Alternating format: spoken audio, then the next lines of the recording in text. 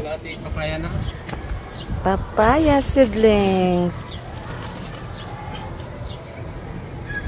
Makayanda ninong pindot tayo majit eh. Ayan, talong. Di ako. Ayan, bumili tayo ng papaya seedlings, guys. Para may aanihin na naman tayo. Ayan.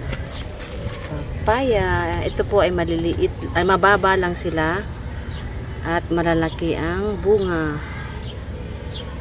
8 months, guys. 6 to 8 months. Agbunga na.